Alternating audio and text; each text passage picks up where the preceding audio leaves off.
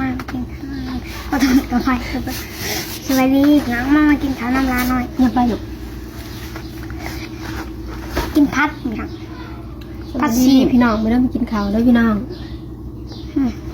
มาพัดอันตับหมูพี่น้องเขาเหยาะให้พี่น้องมาเด้อกินข้าวเด้อกินข้าวน้ำยาแห้งเด้อพี่น้อง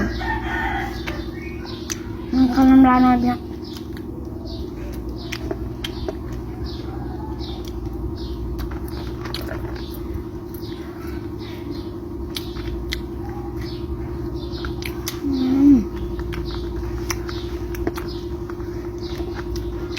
ได้พระท่านกินข้าวเที่ยงมาด้วยพี่น้อง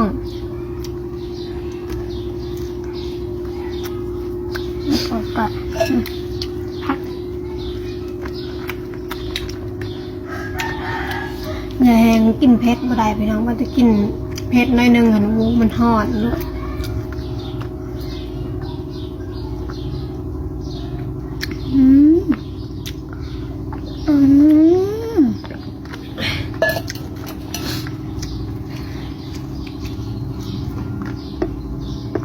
มันมีข้าวแซ่บเนี่ย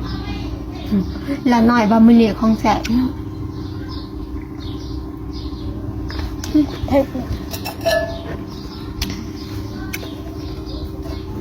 มีแต่พวกกินเผ็ดบ่ได้อันนี้ก็เจ็บลิ้นพี่น้องกินข้าวไปน้ำกินน้ำไปน้ำมันเจ็บมันแสบ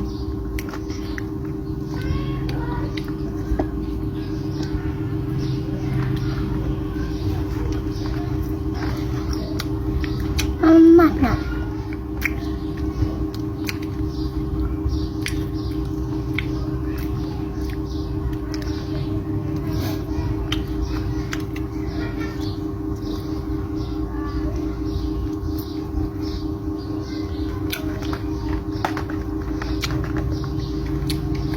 เข้าไปเรียบร้อยบันไดเปลี่ยนบรรยากาศนะว่าสิออกกินข้าวอยู่ทงหน้าพี่น้องแต่มันคืมฝ่าคืมฝนมันเปื่อนฝนตก2 มื้อเลยเลยบันไดเปลี่ยนบรรยากาศเนี่ยเลยแม่ถ่ายคลิปอีกเนี่ย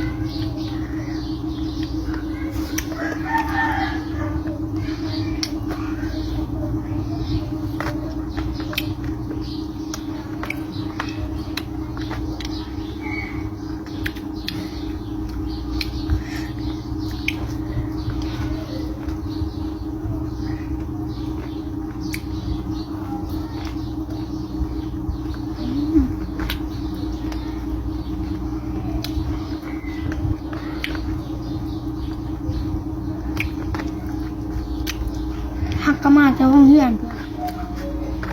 ลูกเขามาขึ้นเขาก่อน